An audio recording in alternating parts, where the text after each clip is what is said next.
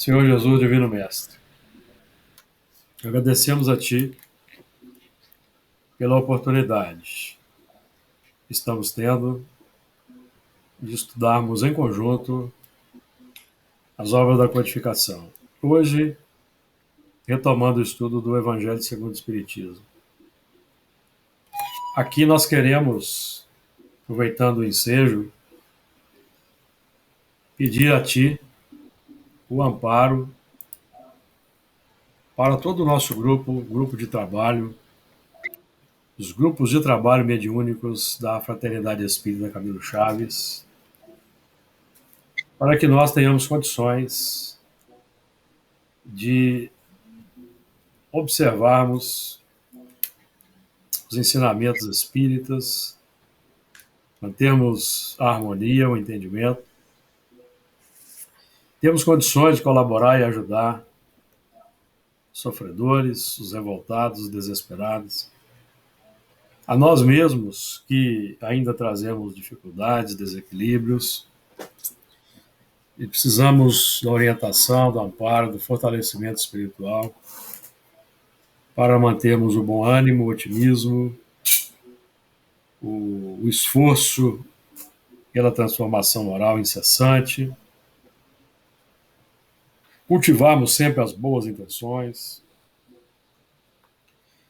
porque as boas intenções são a salvaguarda para os erros que nós ainda cometemos em função do automatismo antigo, da imperfeição antiga que nós ainda trazemos. Peço ao Senhor, aos bons espíritos, que possam nos amparar, que possam nos inspirar para que nós, aqui, nesta oportunidade, realizemos o melhor ao nosso alcance. Que assim seja.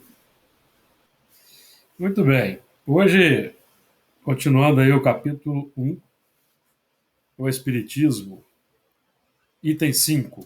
É isso mesmo, amigos? Eu vou fazer a leitura, então. Sim. Era panteísmo. Não é o Evangelho segundo o Espiritismo? Ah, é? Evangelho segundo o Espiritismo.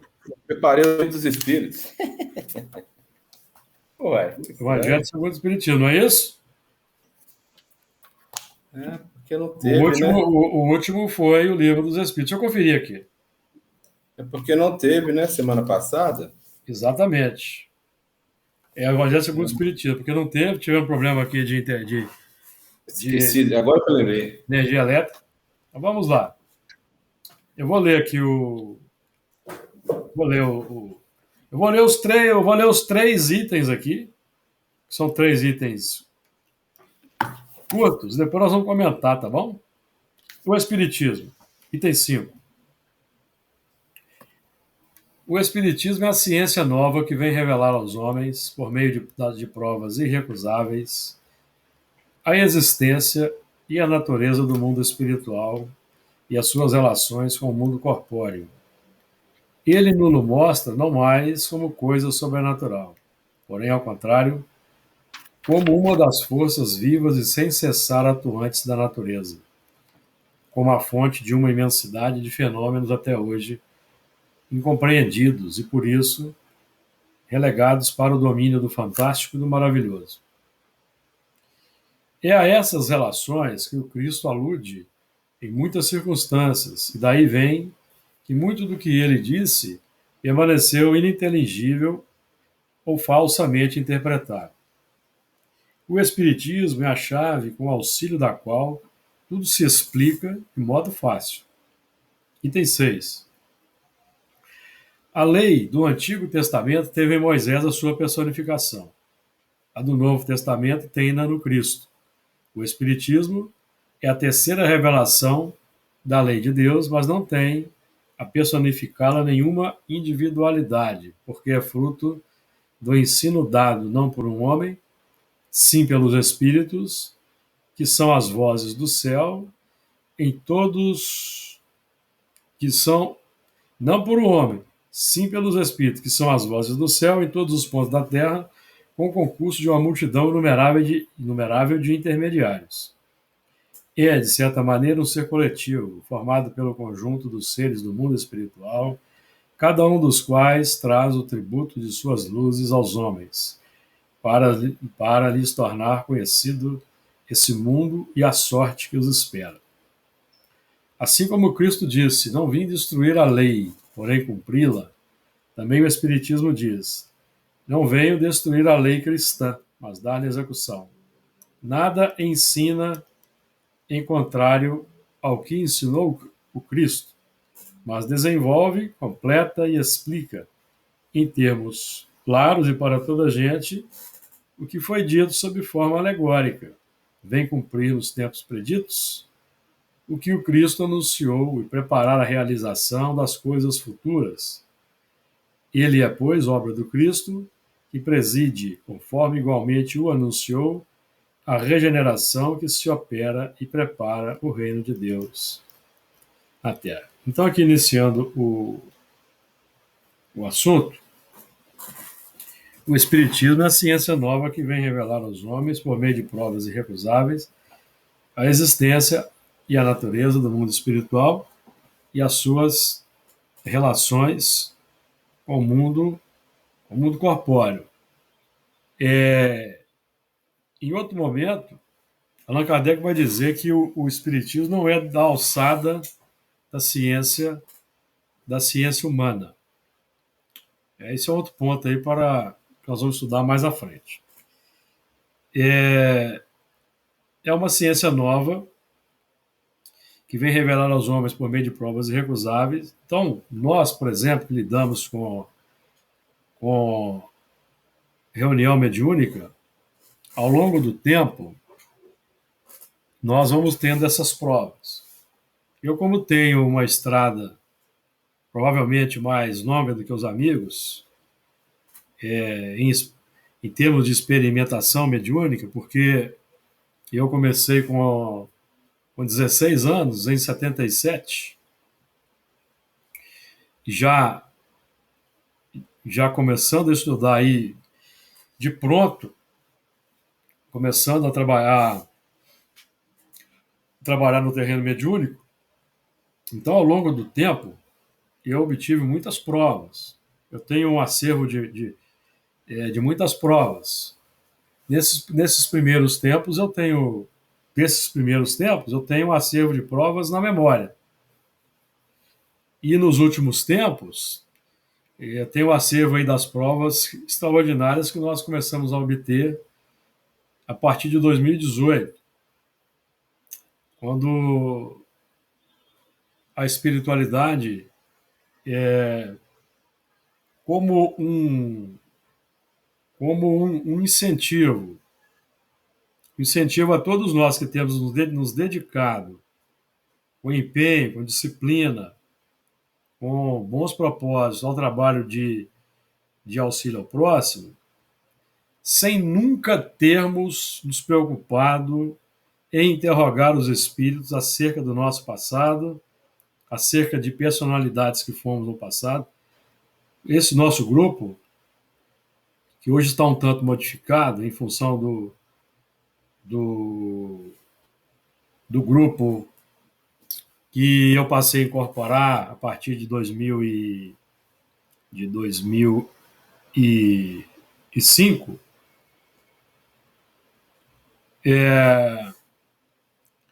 esse nosso grupo nunca teve o propósito de interrogar os espíritos sobre o passado.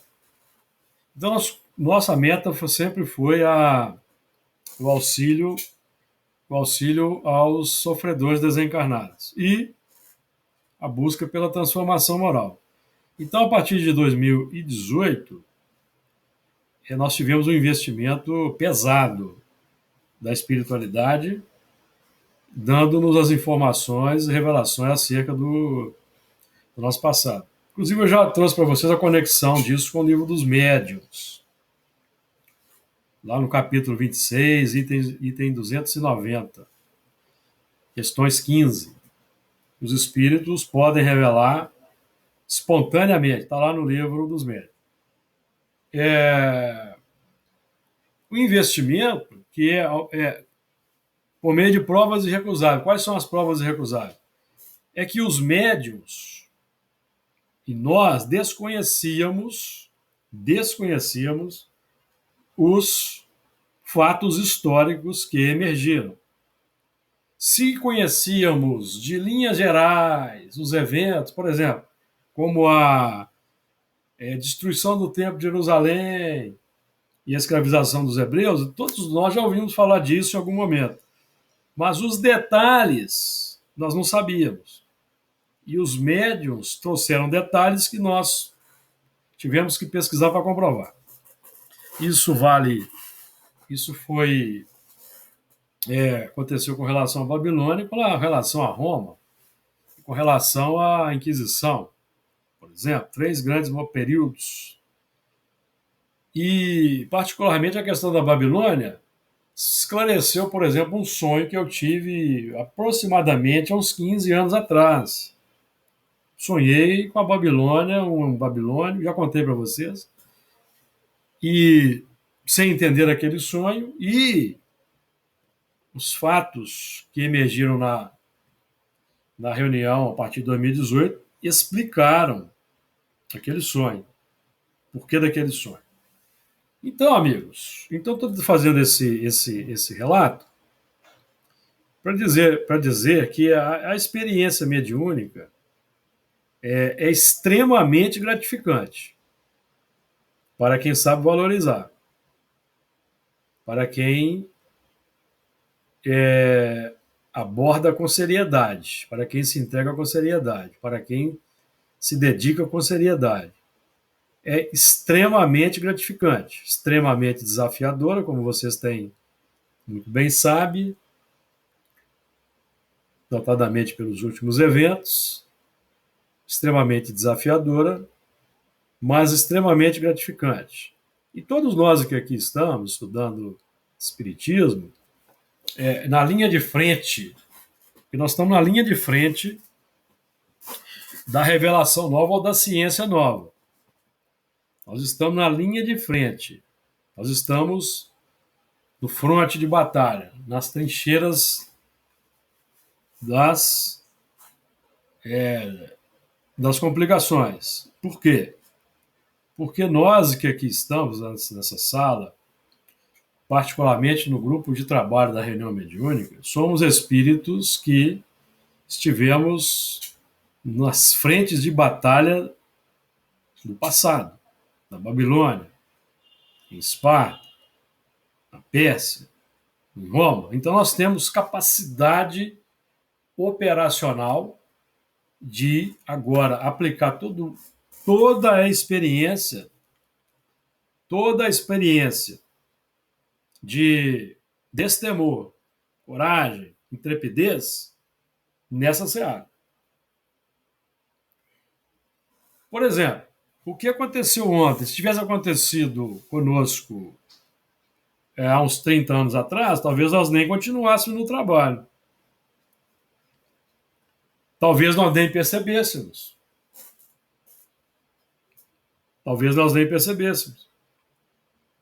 Porque o que nos capacita para identificarmos essas sutilezas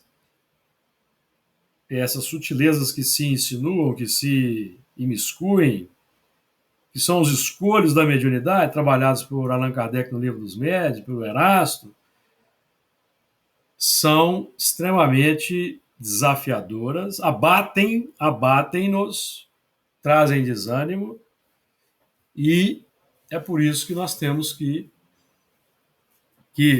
insistir, porque é uma ciência nova. Ou seja, toda uma prática experimental de cunho diferente da ciência. Ali é um laboratório experimental, nós estamos experimentando. Então nós estamos descobrindo a nós mesmos, estamos descobrindo as personalidades envergamos no passado, estamos descobrindo as dificuldades individuais de cada um, dos médiuns principalmente. Os médiuns são os mais comprometidos, e aqui nós temos que dizer isso, aprendemos com os espíritos. Os médiuns são os mais comprometidos. Os espíritos costumam dizer que os médiuns são os que têm mais complicações, porque os médiuns sentem ali, visceralmente falando, a presença dos espíritos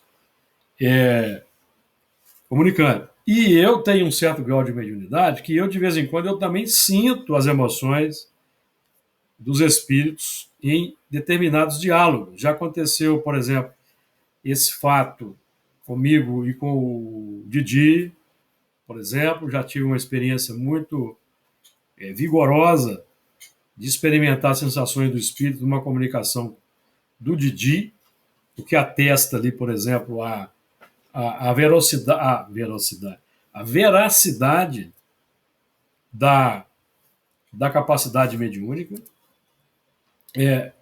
autenticidade, melhor dizendo, do fenômeno, muito embora nós, médiuns, não sejamos infalíveis. Ocasionalmente nós nos equivocamos. Eu me equivoco. Os médiuns se equivocam. Então é por isso que nós temos todos que estamos sempre abertos à crítica. E é por isso que eu divido com os amigos, no grupo, tanto no grupo dos doutrinadores que criei, quanto no grupo dos médios, eu divido com os amigos as questões, até para saber se eu estou agindo de forma adequada. Porque o trabalho ali da coordenação, eu até brinquei, um dia desse eu brinquei com o Luiz, falei com o Luiz que era muito mais fácil comandar a legião romana do que coordenar reunião mediúnica. Porque o comando das legiões a gente mandava, o soldado tinha que obedecer. E nós não podemos agir dessa forma na mesa mediúnica. Mas os médiuns e os participantes, eles têm que estar, eles têm que abraçarem a causa. Tem que abraçar a causa. Tem que abraçar as diretrizes. E nesse caso é a doutrina espírita, que é a codificação, que é o ponto de segurança que nós temos. A doutrina espírita, a codificação, é a via de segurança. A via de segurança. Porque nós estamos vendo o movimento espírita, por falta da característica de aplicação, de atenção à ciência nova, que eu vou falar rapidinho, estamos vendo o nascimento de seitas em torno de determinados médiums invigilantes, que não se atém aos princípios da doutrina espírita. Por exemplo, como ciência nova, prática de observação, um dos pontos que nós devemos observar para desenvolver um edifício seguro da experiência e dos ensinamentos é a concordância do ensino que chega pelos diversos médios. Esse tipo de trabalho deixou de ser feito no Brasil. No Brasil, o espiritismo veio transmigrado para cá, e no Brasil nós não exercemos o trabalho de cotejo, o trabalho de comparação, de observar o ensino concordante. Então, cada médium psicografa suas obras e as edita.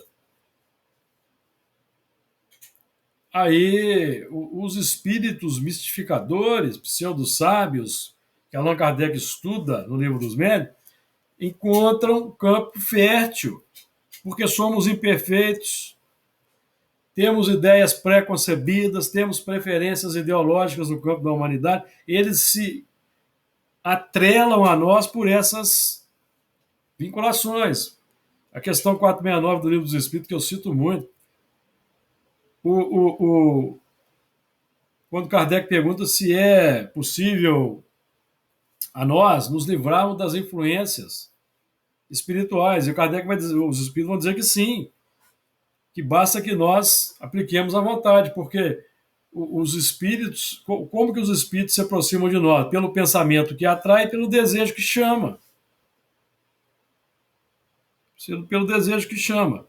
Então, quando nós nos vinculamos no campo político-partidário, de forma visceral, com ideologias opostas que se contradizem ao espiritismo, nós vamos nos vincular a uma corrente de pensamento que tem no seu bojo espíritos desencarnados que as alimentam. Então, em termos de política do mundo, a doutrina espírita tem um eixo extraordinário que nos chama para uma atuação no mundo para a construção do bem-estar social. Então, nós podemos, por exemplo, lembrar aqui da social-democracia, que é aquele sistema político que busca o estado do bem-estar social. Então, o espiritismo, naturalmente, se atrela, se atrela naturalmente a esse sistema. Nós também temos em espiritismo uma comunicação extraordinária de Emmanuel, que trata do comunismo cristão, que fala também do socialismo cristão. Então, que é um sistema do futuro. Está lá no livro Coletâneas do Além, no texto Perguntas e Respostas, um texto belíssimo de Emmanuel. E quando esse comunismo cristão de que fala Emmanuel, evidentemente não é o comunismo soviético, não é o comunismo stalinista, não é o comunismo maoísta. Então, aqui nessa nossa sala de estudo, nós não temos preconceito em falar determinados temas, e nós estamos buscando entender os significados, as suas implicações. Então, não temos esse problema. Então, nós naturalmente somos convocados pelos espíritos, por essa ciência nova, amigo, a não só permanecermos no campo místico, religioso, tradicional, mas nós somos chamados a uma prática espírita, experimental, científica, pelo contato social, pelos hábitos do dia a dia. Ô, Júlio. Me diga aí, meu amigo, até que enfim alguém pediu a palavra. Fala aí, Arthur. Então, fazendo aqui um paralelo, né, a respeito do surgimento do espiritismo, ou, na verdade, da construção do espiritismo dentro da sociedade moderna, da sociedade que nós vivemos, uma das coisas que a gente precisa é retornar lá nos primórdios, né, quando Cristo veio à Terra, porque Cristo ele veio com o objetivo de pregar o amor, pregar a bondade, pregar a caridade, tentar colocar para aqueles que estavam ali ao seu redor qual que era a boa nova. E a boa nova realmente de acordo com os mandamentos que Deus tinha pedido para que ele fizesse. Mesmo todos nós aqui, que somos estudiosos da religião, sabendo que Cristo se manifestava espiritualmente a todo momento, a todos os instantes, em tudo, absolutamente tudo que ele fazia, e que todos os apóstolos que estavam ao seu lado ali participaram de manifestações espíritas, de manifestações de cunho espírita, com a presença, inclusive, de espíritos evoluídos, com a presença de manifestações que, inclusive, a própria Bíblia relata quando Jesus, já desencarnado, subiu, chamou os apóstolos, subiu o monte, né? E lá ele fez ali a sua manifestação da palavra, ou seja, vá aos 4 cantos do mundo e levem a minha palavra, o meu evangelho, e aí ele se desfez, né, como espírito. Ali é a prova mais clara de que a manifestação espiritual estava presente desde aquele momento. Ocorre E aí eu vejo, assim, de forma a imaginar como é o desenvolvimento da sociedade e da inteligência social, ocorre que a grande maioria das pessoas que estavam naquela época, que vieram depois em gerações e gerações, provavelmente não estavam preparadas para isso. Foi necessário, inclusive, um movimento que a própria espiritualidade traçou de desenhar que o espiritismo viesse desde a raiz mais primitiva, ali com algumas manifestações, né, de aparições, manifestações de movimentos de objetos, manifestações de mesas, manifestações aquela que aconteceu nos Estados Unidos, das irmãs... As irmãs Fox. Fox. É Ou isso? seja, foi necessário ter um andamento muito, sabe, com um compasso, né, muito, para que as pessoas chegassem até hoje e tivessem essa inteligência para compreender que o espiritismo como ciência, como uma nova ciência, ela tem o objetivo de levar a todos nós o desenvolvimento. Pensando no que o amanhã nosso, ele só é melhor com as atitudes e as ações de cada um de nós, baseado naquilo que Cristo nos deixou. Sem E dúvida. nos ensinou, né? Então era isso que eu queria colocar. Não sei se vocês concordam, tá, gente? Não, lógico que eu concordo. Foi perfeito a sua colocação, porque você trouxe aí aspectos aqui, ó, por meio de provas irrecusáveis. Mas o que exatamente chama a atenção do mundo, e nós que temos o privilégio de militarmos na reunião mediúnica, nós também temos as provas. Mais alguém quer falar? Aproveitar o... Fala aí, Luiz. Só rapidão, a ideia era mais ou menos do que o Arthur falou. Eu acho que muitas vezes quando eu converso com certas pessoas, principalmente quando do trabalho, quando fala de morte, né? E aí eu pergunto se a pessoa acredita, né, que existe vida após a morte. E aí eu acho que Jesus, ele veio, além de tudo que foi falado aqui, né?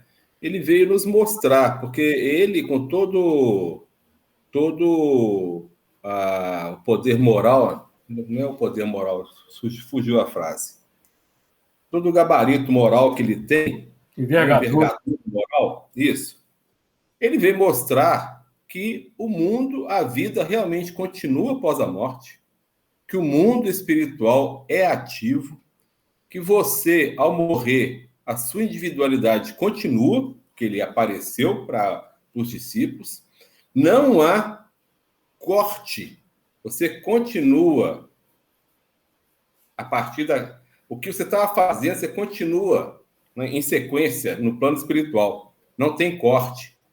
Só que mistificaram tudo isso, deixaram esse ensinamento de lado, né? A encarnação que ele teve aqui, a ressurreição após a morte, e mistificaram. E todo esse ensinamento que ele veio trazer para nós como espírito, foi deixando de lado e fomos focando só na parte materialista do ensinamento.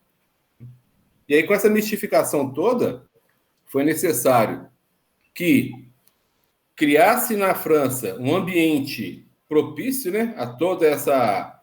porque na França, naquele tempo, havia uma busca racional, entender realmente o que é Deus, né?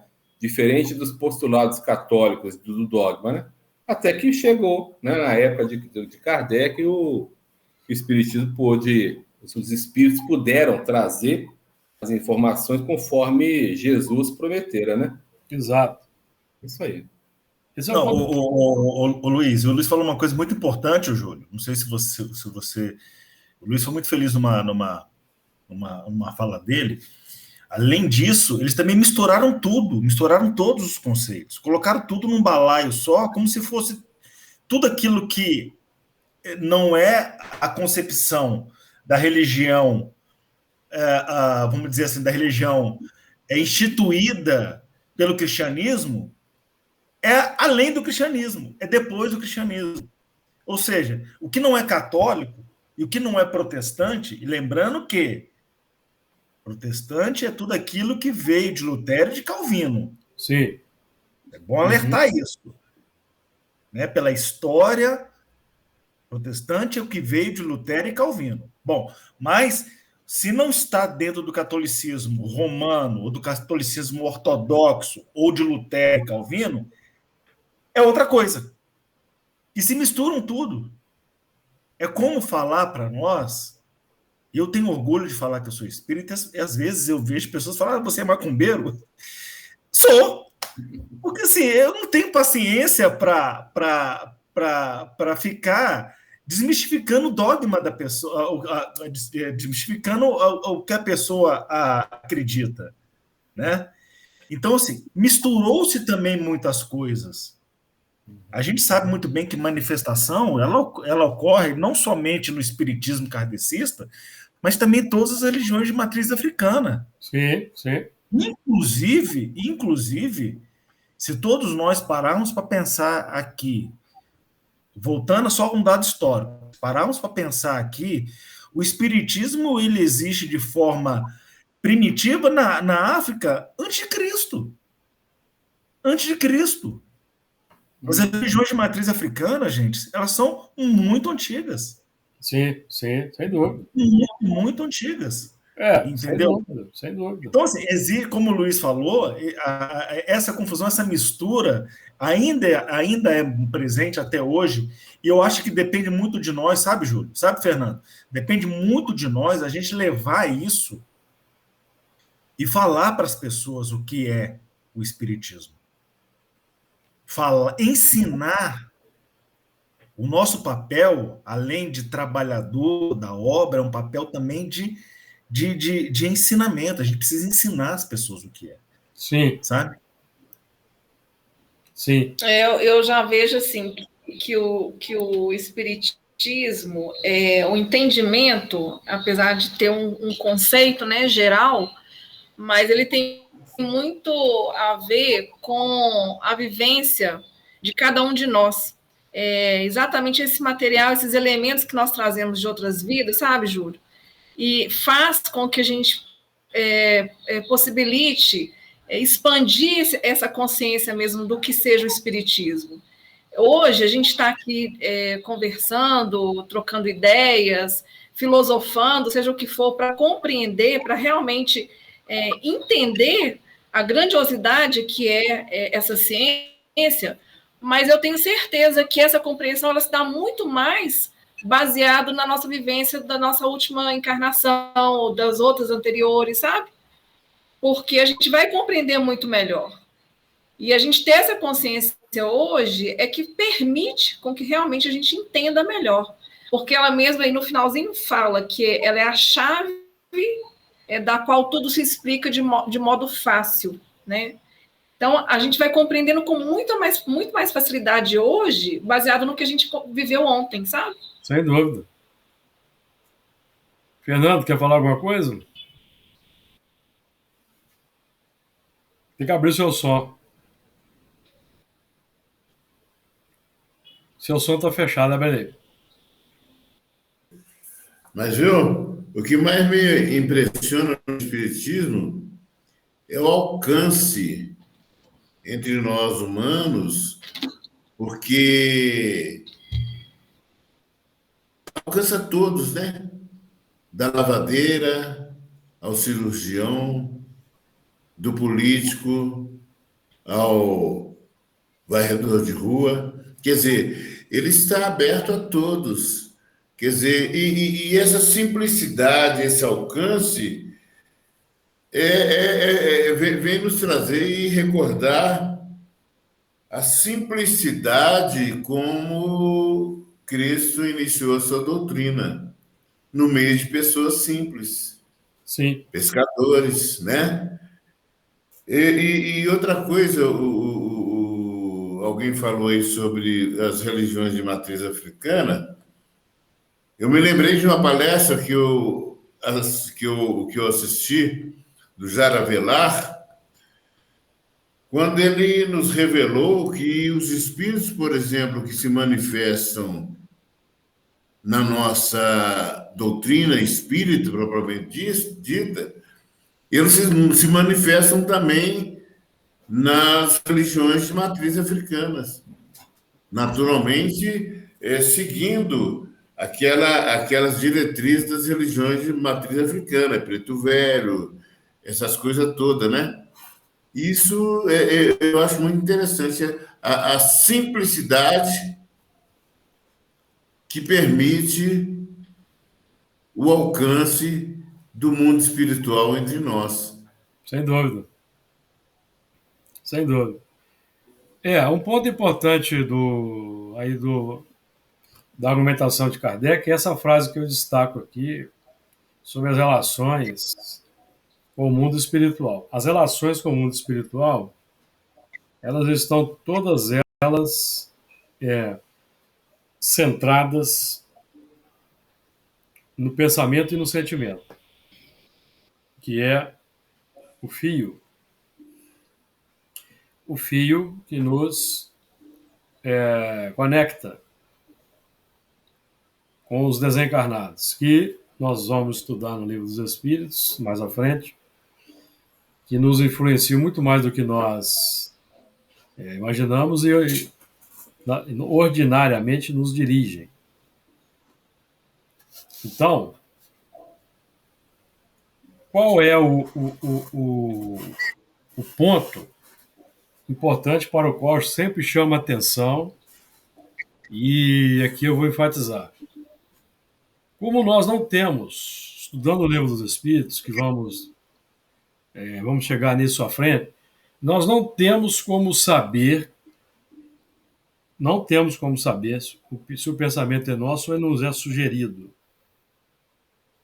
Não temos. Então, qual é o sistema que vai nos dar uma segurança de que nós vamos estar influenciados por bons espíritos? No nosso caso, é a prática do bem, prática do amor e, filosoficamente falando, intelectivamente falando, nos mantendo uma fidelidade, por exemplo, à doutrina espírita. Aqui não estou falando de ortodoxia, porque se nós nos empenhamos em estudar a doutrina, em interiorizar os seus postulados, isso vai permear a nossa mentalidade. Espíritos encrenqueiros, embusteiros, mistificadores, pseudo-sábios, não se interessam por filosofias nobres, pelo pensamento elevado. Então nós vamos atrair os que se interessam. E vamos atrair também aqueles que querem se instruir conosco. Porque cada um de nós que vai se estudando, vai se transformando, vai se modificando, passa a atrair aqueles espíritos que estão buscando aprendizagem. Passamos a atrair espíritos interessados em aprendizagem. E, eventualmente, nós vamos atrair espíritos que vão tentar nos influenciar, tirar do sistema. Então, espíritos complexos, espíritos imperfeitos, pseudo-sábios, embusteiros, mistificadores, não gostam de estudar a doutrina espírita, não gostam da disciplina necessária para a prática espírita, para que nós possamos compreender essa ciência nova, por exemplo. As reuniões mediúnicas, o Kardec vai falar sobre isso em outro ponto, elas têm que ser realizadas em recolhimento, com seriedade, imbuídos dos bons propósitos, imbuídos do propósito de esclarecimento espiritual, engajados na decisão ou no sistema de praticarmos o bem, para que nós, então, por essa prática que tem 3 aspectos.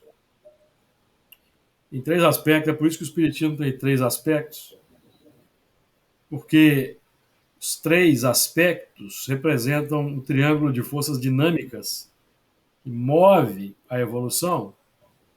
Os 3 aspectos que são a filosofia, a ciência e a religião, que nós podemos trabalhar como sendo o dinamismo da vida. Informação, formação, transformação. Esse é o sistema. Nós recebemos uma informação, naturalmente vamos passar para a formação dessa ideia no mundo e a conjugação da informação com a prática vai levar a uma transformação. Vai desaguar aonde? No sentimento. No sentimento. No caso da nossa dedicação ao estudo da doutrina, por exemplo, sua interiorização e consequente impulso de formação, porque a consciência vai nos impelir para a formação naturalmente, que é o ponto de relação com o mundo corpóreo, o hábito, a prática, a vivência, vai nos levar a uma transformação de cunho qualitativo no campo do sentimento. Então, no caso do Espiritismo, que é uma filosofia que vem na sequência natural e lógica das 2 revelações judaico-cristãs, ela nos chama a atenção para os valores nobres, os valores que engrandecem a humanidade e para as leis de Deus foram reveladas pelos hebreus e naturalmente nos convocando para uma prática desses princípios no mundo, vai nos levar para o desenvolvimento das virtudes e, naturalmente, da religiosidade natural. A religiosidade natural, que é a compreensão do que somos, de onde viemos, para onde vamos, existência de Deus, reencarnação. Então, nós precisamos compreender que quando os espíritos nos instruem sobre os 3 aspectos da doutrina espírita, os 3 aspectos são um componente dinâmico da evolução. Intelecto, prática, sentimento. Então, essa ciência nova, espírita, ela vai ser compreendida por nós, pelos praticantes, de forma mais integral, quando nós nos aplicarmos à prática dos princípios espíritas no dia a dia, no laboratório da existência humana. E é o esforço pela prática junto aos irmãos da humanidade, se tornando melhores para com o próximo, buscando desenvolver as virtudes, é que vão nos dar robustez moral, força moral para os desafios do trabalho mediúnico. Então, nós vamos comer, esse processo de transformação científico, filosofia, ciência e religião, nesse mecanismo aí que temos abordado, vai nos dar autoridade moral, condições de identificarmos nas comunicações os problemas das comunicações, os escolhos mediúnicos. Então, por exemplo, no caso de nós que trabalhamos em reunião mediúnica, os médiuns precisam desenvolver o senso de humildade, estarem abertos às críticas, estarem abertos aos corretivos. Por quê? Porque vão acontecer. Por isso é que tem uma coordenação, por isso que tem dialogadores, porque todos estamos em formação. Os médios envolvidos ali no processo processo mediúnico, eles não vão ter condições, muitas vezes, de perceber, porque a maioria não tem um controle absoluto sobre os espíritos. Então, os médios precisam ser modestos, precisam ser humildes, compreender que nós temos que rechaçar mistificações, temos que rechaçar os embusteiros. Porque se nós não rechaçarmos, eles passam a dominar aquele médium e vão se insinuar nos trabalhos. E é por isso que existe, Kardec realizava o controle universal generalizado do ensino dos espíritos, para não ser vítima de mistificações, de embustes.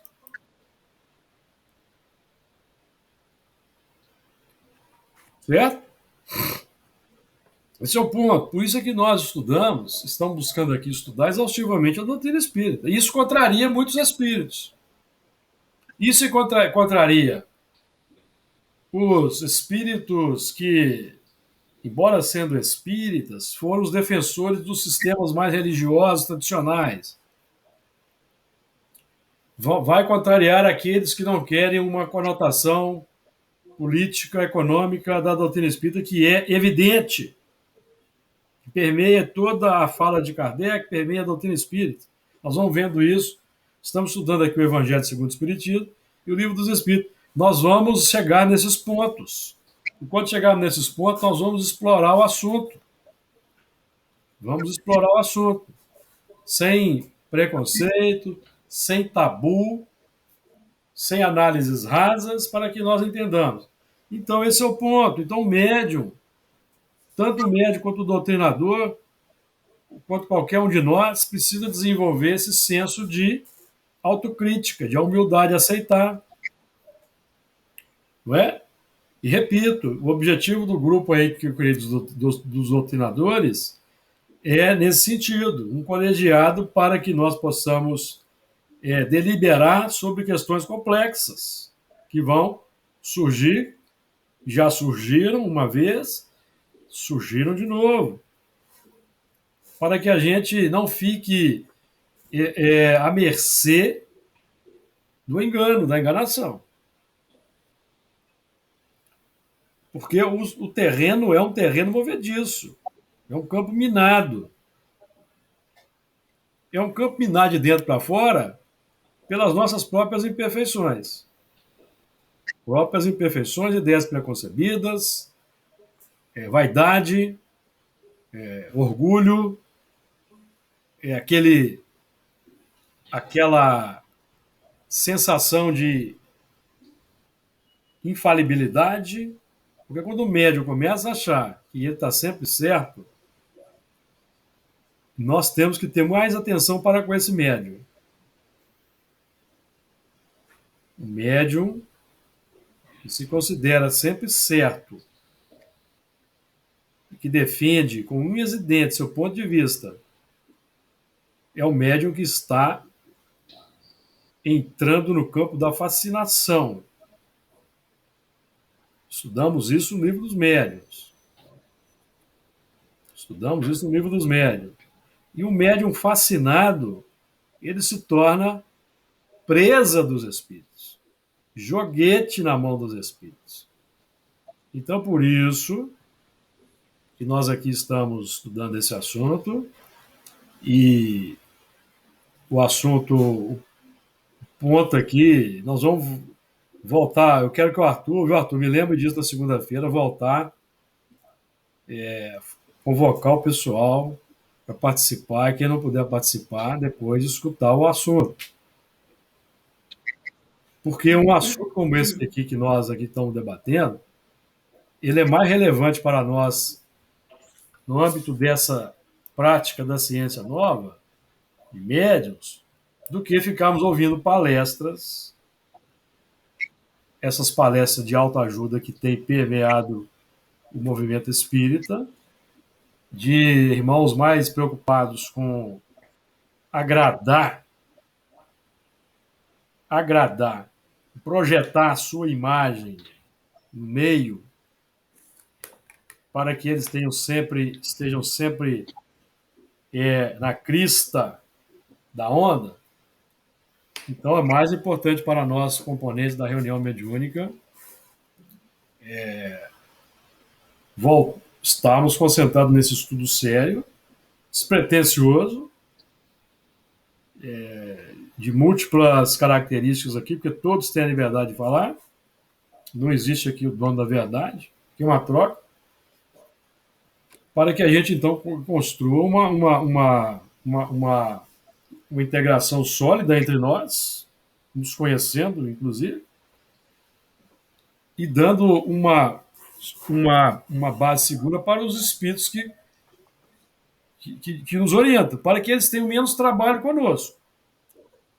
Eles tenham menos trabalho conosco. Quanto mais nós nos instruímos, menos trabalho nós damos para os espíritos. Porque nós vamos estudar, por exemplo, aqui lá na frente, muito lá na frente, questão número 500. Questão número 500. O que está escrito na questão número 500 do Livro dos Espíritos? Eu quero trazer para esse ponto aqui para nós meditar. 500. Momentos haverá em que o espírito deixe de precisar de então por diante do seu protetor? Aí nós podemos dizer do seu mentor, do seu orientador? Sim, quando ele atinge o ponto de poder guiar-se a si mesmo, como sucede ao estudante para o qual um momento chega em que não mais precisa de mestre. Isso, porém, não se dá na Terra. Como isso ainda não se dá na Terra, se dá nos mundos regenerados para frente, então é importante esse nosso trabalho aqui. Esse nosso trabalho. Comentários, aí, amigos? Quem quer trazer mais aí pontos para a nossa...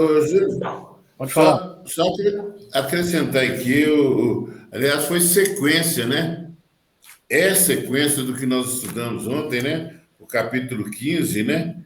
Fora da caridade de uma salvação, quando Kardec nos diz que toda a moral de Jesus se resume na caridade e na humildade.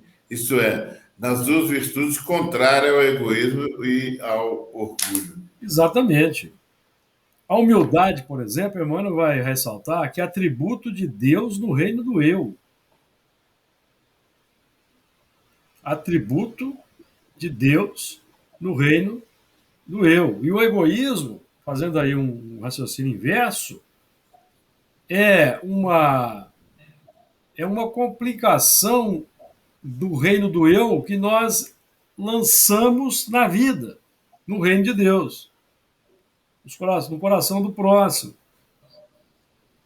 Por isso que essa prática científica da caridade,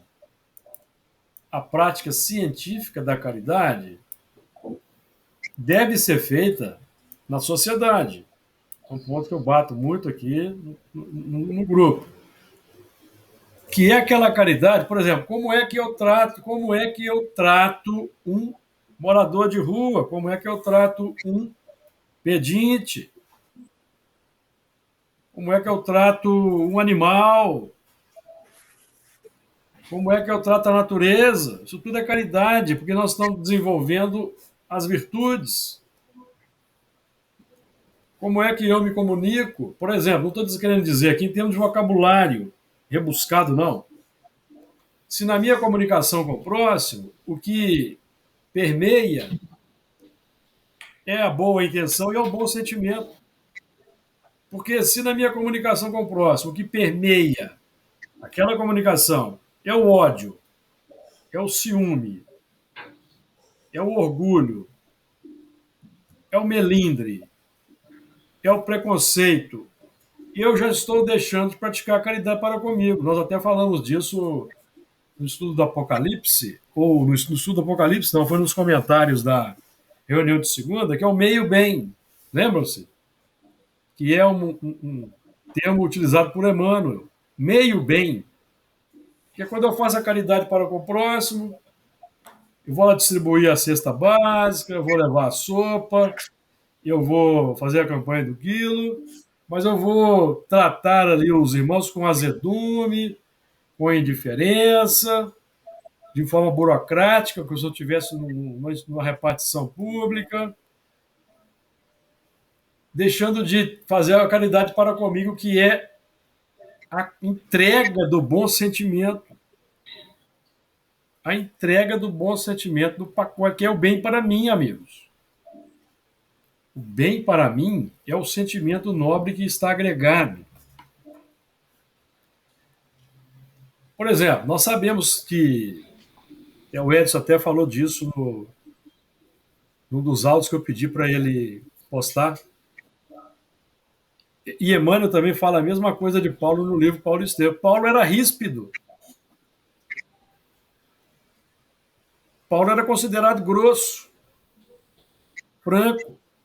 Mas o que nós temos que entender é que a rispidez de Paulo ou a sua grosseria não era permeada por sentimentos ruins. Era permeada pelo desejo nobre de educar aquelas massas ignorantes. Vocês acham que no mundo espiritual os espíritos não tratam com energia? Vocês acham que no mundo espiritual os mentores, os ministros do nosso lar, tratam sempre com pieguismo, com doçura, com voz melosa? Os sofredores? Lê do engano quem pensa isso. Vai ficar decepcionado. Vai ficar decepcionado. Porque o educador, ele não pode... Até tem inclusive um texto de André Luiz. Ele tem até aqui no WhatsApp, uma pessoa até me mandou. Eu vou trazer aqui a baila aqui, ó, rapidinho. Só questão de um minutinho, já acho aqui. Foi até o Paulo Pina que me mandou. E mandou o seguinte para mim, ó. Quer ver? Ó, nem linguagem doce demais, nem amarga em excesso, nem branda em demasia, afugentando a confiança, nem áspera ou contundente, quebrando a simpatia, mas sim linguagem sã e irrepreensível para que o adversário se envergonhe, não tendo nenhum mal que dizer de nós. No outro ponto, André Luiz vai chamar a atenção para que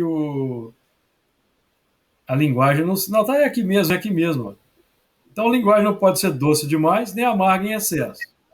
Ou seja, ela pode ter um tom de energia. Ela pode ter um tom até de aspereza, amigos. O que está envolvendo essa linguagem? É o ódio? É a raiva? É o ciúme, a inveja? Não. É o bom sentimento? É. A indignação positiva é um bom sentimento. A indignação positiva é um bom sentimento. Então é isso. Esse é o ponto. Então existe muita confusão. Existe muita confusão nessa área. Porque nós temos que levar em consideração, por exemplo, nós todos estamos em processo de autoeducação. Então aqui no nosso grupo, nós temos aqui irmãos que tiveram educação acadêmica. Uma educação mais refinada. Eu, por exemplo, não tive. Eu cresci na periferia de Belo Horizonte. Eu cresci pisando na terra batida. Eu cresci pisando no cascalho. Eu cresci no meio de pessoas simples. E eu só tenho o 2º grau, então eu não tive tive uma excelente educação moral por parte dos meus pais. Mas eu não tive uma educação refinada. Isso acontece com vários de nós. Então isso tem que ser levado em conta nas nossas relações interpessoais e buscarmos ver a intenção. Sempre. Eu não estou aqui justificando nada, estou dando o meu testemunho. Estou dando o meu testemunho. Porque quando nós somos temperamentais, aqueles que relacionam conosco nos conhecem que somos transparentes. Esse é um ponto importante. Autenticidade. Esse é um ponto importante para nós também. Porque tem muito misticismo no nosso meio. Tem muito misticismo, tem tem o verniz social que encobre muita coisa. Esse é um ponto importante. Bom, então nós estamos trabalhando aqui, amigos, para acharmos recursos aí para o nosso aperfeiçoamento. Quem mais quer fazer comentário aí? Nosso tempo está esgotado. Alguém quer aproveitar o tempo para falar mais? Ô, Júlio, o espiritismo, na verdade, ele vai fomentar todas essas transformações, né?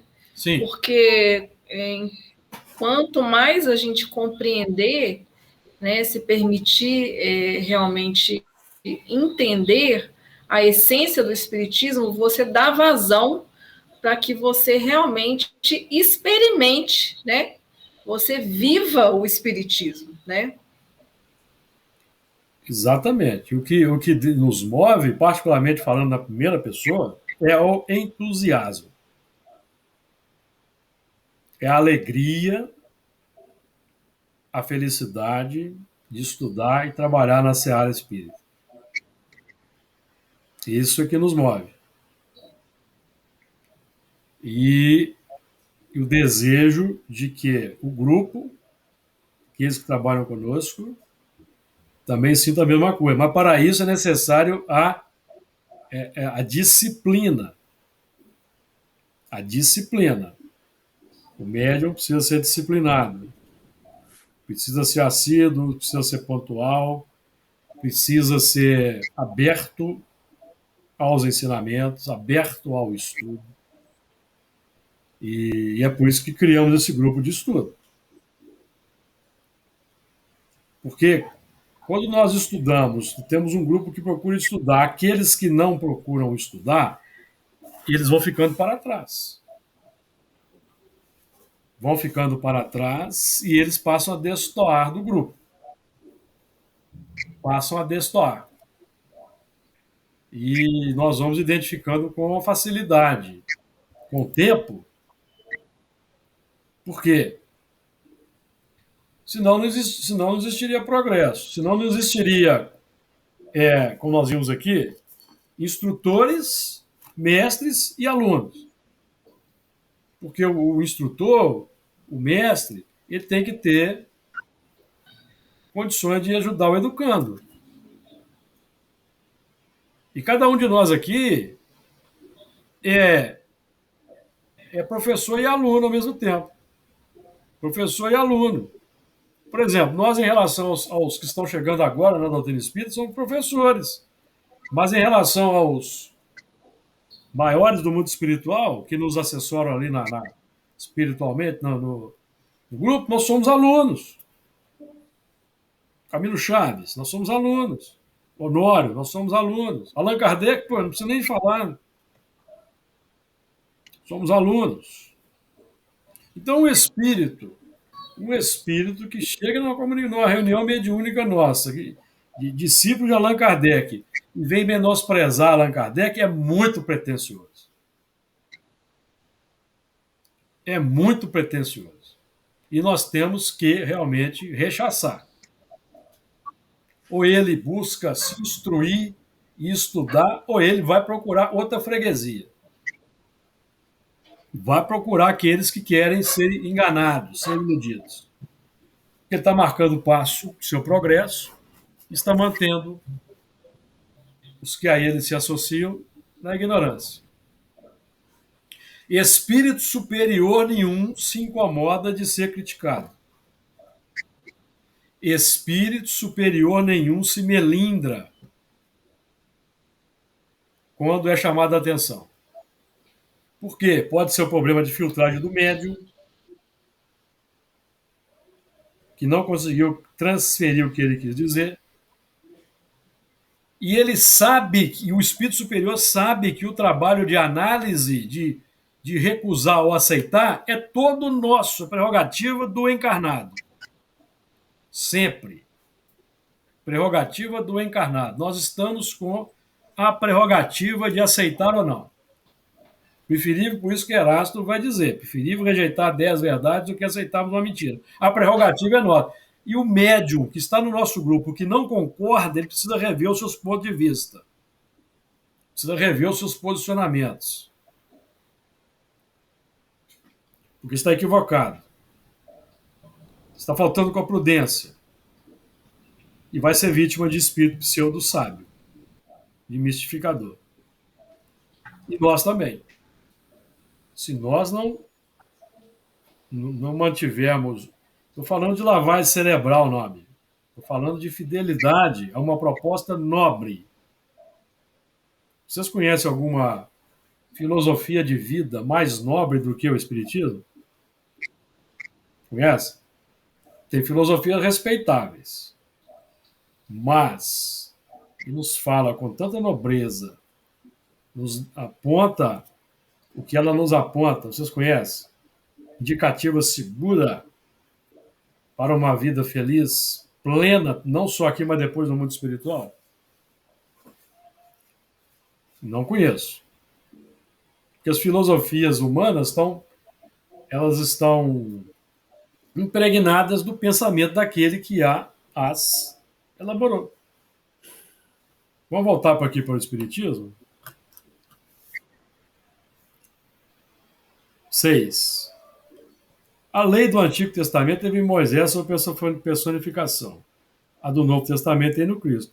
O Espiritismo é a terceira revelação de Deus, mas não tem a personificá-la nenhuma individualidade. Porque é fruto do ensino dado não por um homem, sim pelos Espíritos, que são as vozes do céu.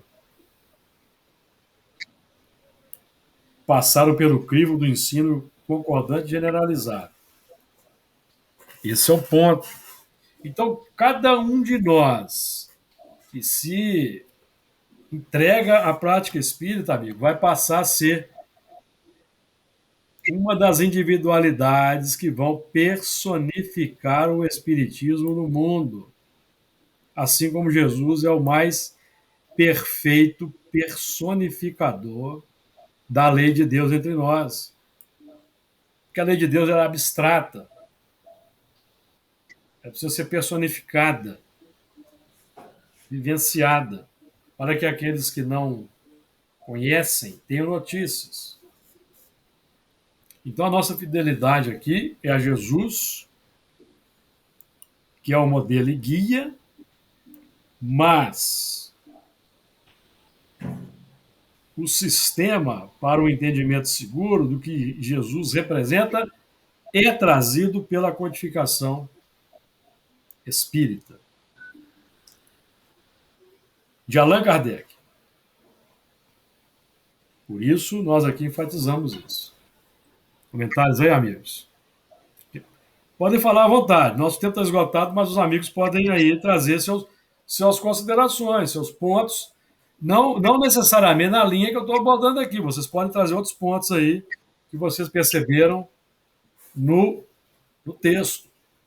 Certo? Nós aqui estamos conversando entre nós, cada um traz uma ideia, e quando eu falo, não é necessariamente para que vocês continuem nessa tônica, amigos. Nós estamos aqui desenvolvendo uma troca de ideias. Então, vocês podem falar à vontade aí, para a gente... Cada um pode falar à vontade para a gente finalizar, então. Encerrar a reunião. Vou falar uma coisinha só, mas voltando no item 5, eu ia falar, acabei não falando. É só pegando a última frase, quando ele fala que o Espiritismo é a chave com o auxílio da qual tudo se explica de modo fácil. E foi lido, foi até dita pela Elana, se não me falha a memória. Pois é. Então, aqui é a importância, né, do Espiritismo para nós.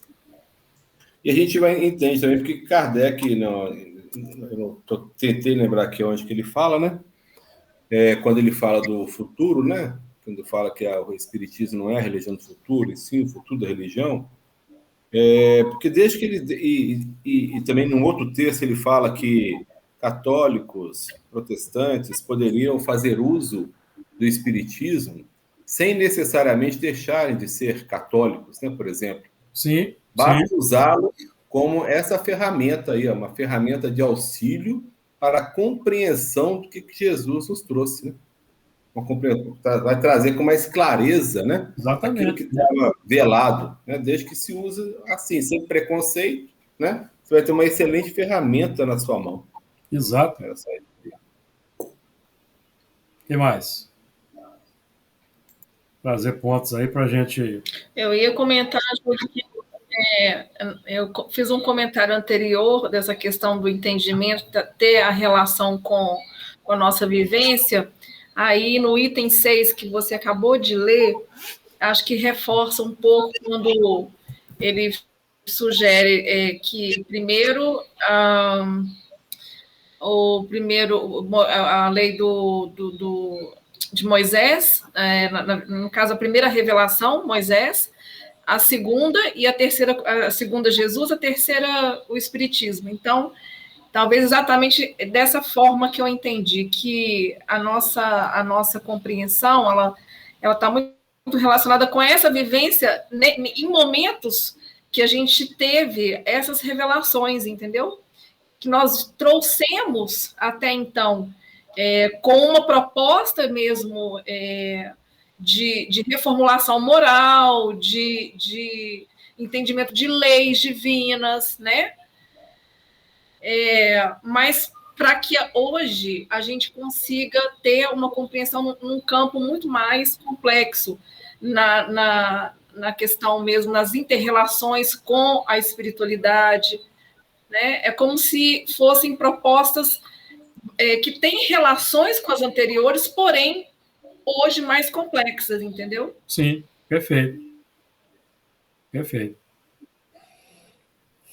Fernando, quer falar alguma coisa para nós encerrarmos? Não, eu estou procurando aqui esse texto que você falou aqui, o Pina mandou para você. Você já postou ele para a gente, não encontrei aqui, não. Eu já postei, mas eu também não lembro, não. Eu também não consegui encontrar aqui, não. Depois nós vamos achar. Arthur? Não?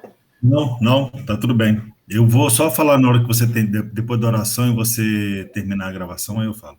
Tranquilo. Bom, eu já fiz a prece de encerramento, o Arthur já fez, o Luiz, o Fernando já fez, se não me falha a memória. Eu vou pedir para a Elana fazer a prece para nós. A última foi eu que fiz, Helena. Agora é a Elana. Agora é a Elana. Prece final. Tá bom. Ok, vamos elevar nosso pensamento ao mais alto, agradecer a Deus por esses instantes que aqui passamos, pelo estudo da noite, pelas elucidações que certamente farão diferença na nossa vida. Que os bons espíritos possam nos acompanhar, nos iluminar, e que nós possamos ter consciência e também agir sempre voltado para o nosso estudo, para tudo que estamos aprendendo, que estamos propondo aí para uma reformulação moral, intelectual, e que esses bons sentimentos se estendam aí aos nossos familiares, amigos, os trabalhadores da casa, ao nosso Brasil, a todos aqueles irmãos necessitados, encarnados e desencarnados. Que assim seja. Amém. Assim seja.